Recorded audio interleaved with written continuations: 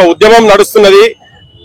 గుడిసెలలో ఉండేటోళ్ళ బతుకులు మారాలని, అంటరాని జాతులలో ఉన్నటువంటి మాదిగలుగా మన ప్రాంతంలో పిలువనేటువంటి ఒక కులం బయటికి వచ్చి మాకు అన్యాయం జరుగుతున్నది, ఎస్సీలో ఉన్న దాంట్లోనే అన్యాయం జరుగుతున్నది అని ఒక ధర్మ పోరాటం, న్యాయ పోరాటం జరుగుతా ఉన్నది. అది ఒక కీలక దశకు చేరుకున్నది.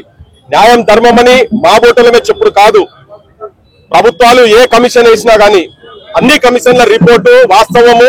ఎంఆర్పిఎస్ చేసేటువంటి మందకృష్ణ గారి నాయకత్వంలో జరుగుతున్నటువంటి ఉద్యమము ఇది వాస్తవము, నిజంగానే అన్యాయం జరుగుతున్నది అని చెప్పని రిపోర్ట్లు ఇచ్చినాయి. Court judgment, full court judgment కూడా ఇది జరగాల్సిందే, వర్గీకరణ అనేది జరగాల్సిందే, ఈ ప్రజలు ఆదుకోవాల్సిందే అని అందరూ చెప్తున్నారు.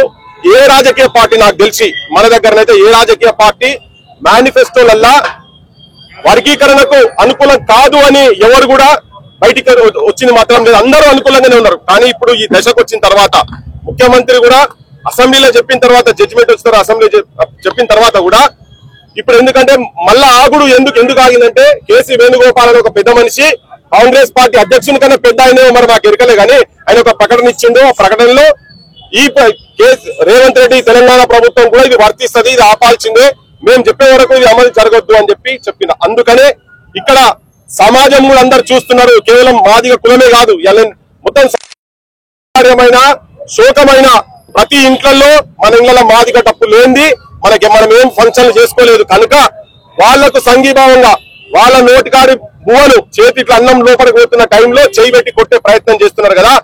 సమాజం మొత్తం కూడా ఈ న్యాయమైన డిమాండ్, ధర్మమైన పోరాటానికి సంఘీభావంగా ఉండాలని చెప్పి అందరిని విజ్ఞప్తి చేస్తూ కొన్ని శక్తులు దుష్ప్రచారాలు చేస్తా ఉన్నాయి. అంశాలను పక్కకు పెట్టి దాంట్లో ఉన్నటువంటి మెరిట్స్ డిమెరిట్స్ డిస్కస్ చేయకుండా వేరే వ్యక్తిగత విమర్శలు, నీ ముక్కు మంచిగా లేదు, నీ క్రాఫ్ మంచిగా లేదు, నువ్వు వేసుకున్న అంగి మంచిగా లేదు, ఇట్లా రకరకాలుగా పిచ్చి స్టేట్మెంట్ ఇచ్చి మాట్లాడుతా ఉన్నారు.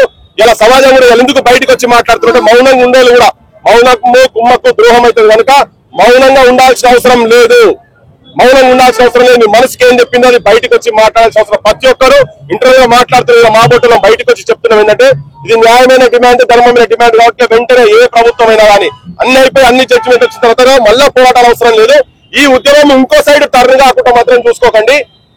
ఇందులో చాలా మంది చనిపోయి అమరులైన ఉన్నారు. ఇది సాధించాలనే ఒక ఆశతో చనిపోయినటువంటి ఉన్నారు. ఇంకా భవిష్యత్ అక్కడ జరగకుండా ఇది మీరేదో అనుకోని దీన్ని ఆపితే ఆగుతుందని మాత్రం మీరు ఇప్పుడు సమాజం మొత్తం ఎంఆర్పిఎస్ కు అండగా ఉండి రిజర్వేషన్ కు అమలయ్యేదాకా కొట్లాడేందుకు సిద్ధంగా ఉన్నదని చెప్పి సమాజాన్ని కూడా విజ్ఞప్తి చేస్తున్నాం. కేవలం వీళ్ళే గారు ఇలా నేను మొదటి రోజు చెప్పినాం, మేము మా డప్పు 1,01 డప్పు ఇంట్లోకెళ్ళి బయలుదేరిందని చెప్తున్నాం, ఇలా వచ్చి కొట్టినాం. అందరూ కూడా సంఘీభావం ప్రకటించి మిగతా కులాలకు సంబంధించినటువంటి వాళ్ళు కూడా అందరూ డప్పులతోని ఎవరెవరైతే పాటలు పాడుతున్నారో వాళ్ళు కూడా బయటకు వచ్చారు. ఇంకా ఈ రోజు హైదరాబాద్ నిజంగా కూడా రోజు మొత్తం నా భూతో నా భవిష్యత్ అన్నట్టుగా దిగ్బంధం చేయాల్సిన అవసరము ఉన్నది. ఈ డప్పు సప్పుళ్లతోని రాజకీయ నాయకులకు ఎట్లయితే భగత్ సింగ్ అసెంబ్లీలో భైరవంతో సునానేకి ధమాకాకి జరూరత్ ఎట్లయితే అన్నారో ఆ ధమాకా ఇలా మాదిగ జాతికి సంఘీభావంగా ఉండి 50 మంది ప్రజలు మొత్తం వచ్చి హైదరాబాద్ లో డంకా ముగాయిస్తే ప్రపంచం మొత్తం వినబడాలి, గిన్నిస్ బుక్ రికార్డు కావాలి. ప్రపంచం మొత్తంలో ఇంత మాత్ర పోరాటము నెల్సన్ మండేలాలు ఇటువంటి కాదు, ఇక్కడ కూడా ఈ ప్రాంతంలో కూడా జరిగిందని చెప్పి గంటాపగంట చెప్పాల్సిన అవసరం ఉన్నదని చెప్పి విజ్ఞప్తి చేస్తున్నా. థ్యాంక్స్.